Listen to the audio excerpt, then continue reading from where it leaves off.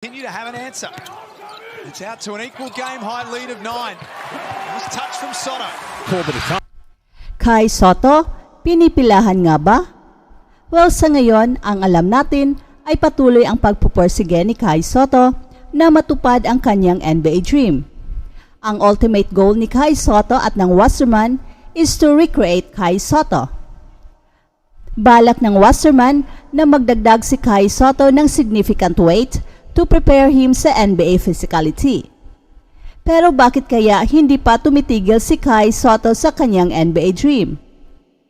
Well, sa totoo lang, kung sa ibang player yan, ay siguro tumigil na. Pero iba si Kai Soto. Pinapakita niya ang kanyang dedikasyon, hard work at matinding focus. After all, Kai Soto is one of a kind 7-3 player. Ibang-iba kay Vic Wembanyama and Kristaps Porzingis. Si Kai Soto kasi ay more of a post-up player na merong deadly mid-range shooting pero meron ring tira sa tres. Si Vic Wembanyama kasi is more of a perimeter player kaya napakaiba ang kanilang style of play and that makes Kai Soto one of a kind 7-3 player.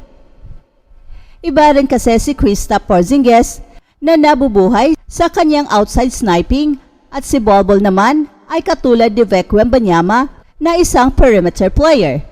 Sa mga 7-3 players na yan, ay si Kai Soto lang ang considered low post player. Kaya yan ang malaking advantage ni Kai Soto na pwedeng magamit ng mga NBA teams. Ito ngayon ang pinaghahandaan ng maigi ni Kai Soto, ang lakas ng kanyang katawan, and his agent believes na kapag makukuha na ni Kai Soto ang tamang lakas, ay magiging unstoppable na siya sa NBA. Yan ang paniniwala ng agent ni Kai Soto na si Tony Ronzoni ng Wasserman Sports. Kaya ngayon pa lang ay siguradong nakapila na ang mga NBA teams na naghihintay sa panahon na magiging malakas na ang katawan ni Kai Soto. They are just waiting kung kailan mahihinog si Kai Soto at siguradong isa sa mga NBA teams ang magiging jackpot kay Kai Soto next year. Ganyan naman talaga ang mga NBA teams, naghihintay lamang ng tamang pagkakataon.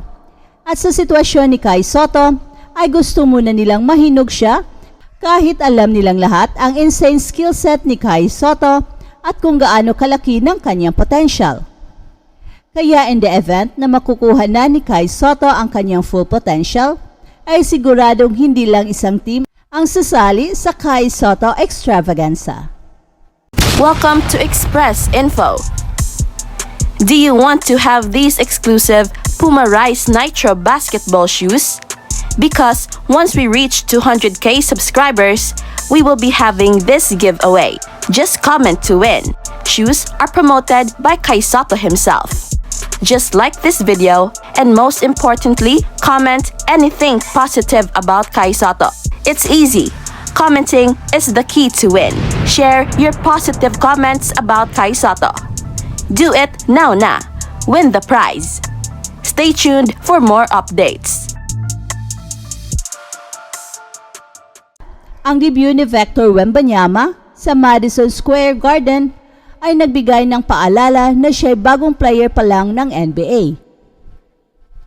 Madison Square Garden had not hosted a pre-game spectacle like this mula noong peak ng Stephen Curry mania. At ngayon, dumagsa ang mga fans at ang mga kamera ay nagtipon sa gilid ng court para makita ang 7'4" na si Victor Wembanyama na maglaro sa unang pagkakataon sa Midtown Manhattan. At ito'y 39 years nang nangyari nung ginawa ito ni Michael Jordan. Ang French rookie ay isa sa huling mga players ng Spurs na lumabas mula sa locker room ng San Antonio. Nakasuot siya ng mahabang gray sweatpants at puting shooting sleeve. Siya ay nagpractice sa perimeter, hindi niya pinansin ang mga cellphone na nakatutok sa kanya at ang mga kamera ng media na pumapalibot sa gilid. Sinimulan si Victor Wembanyama ng San Antonio Spurs kasabay ng kanilang sentro na si Zach Collins, na kadalasang nakapwesto ito malapit sa 3-point line para maprotektahan ang kanyang manipis na katawan sa physicality ng laro.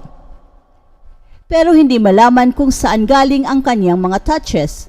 Points, and there's still 3.5 to go in the third. Wembanyama, finally, there's At ang kalaban na New York Knicks ay binabantayan siya ng 2 o 3 defenders na nakapaligid sa kanya. At nagpakita lang ito na kahit baguhan pa ang teenager na si Wemby, ay para na itong di baguhan sa NBA. See, they missed the big fella there. Nagsimula si Wembanyama ng 0 of 5 and 0 of 3 from the distance sa kanyang unang 12 minutes ng laro, kung saan natalo sila ng 126 to 105 ng New York Knicks nitong Miyerkules. He airballed a short jumper after sizing up Knicks center Mitchell Robinson on the left block. Then he airmailed a triple from the top of the key. He's a 19-year-old rookie who just learned about the NBA. Of course, it's a learning experience.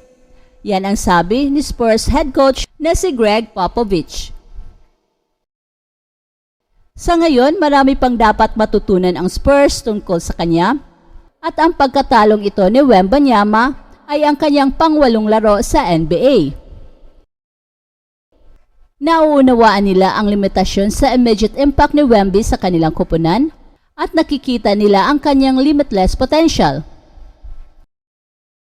Sinasabi ng mga staff ng San Antonio Spurs ang kanilang saya at excitement sa pag-solve ng puzzle na ito at ang mga possible contributions na maibibigay ni Wemby bilang pinakamahalagang piece sa kanilang puzzle.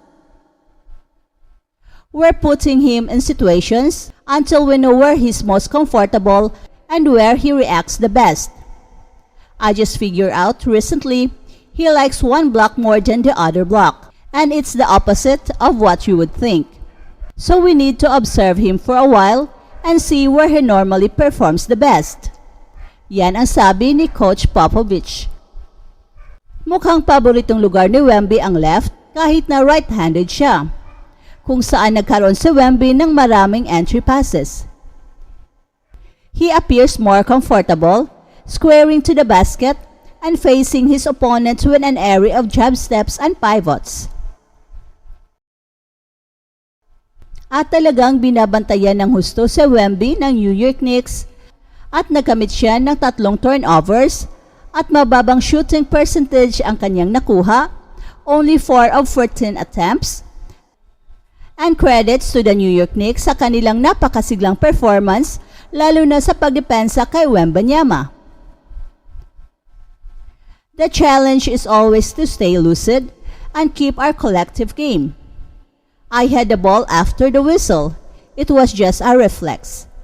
Yan naman ang sabi ni Victor Wembanyama. That's it for now, guys. Pero bago kami magtatapos, ay huwag kalimutan na huwag magpahuli sa mga pinakabago mga kwento at balita ng kasiyahan at tagumpay. Bahala na ang mga marites dyan. Basta kami ay handang maghatid ng tunay na inspirasyon sa mundo ng sports.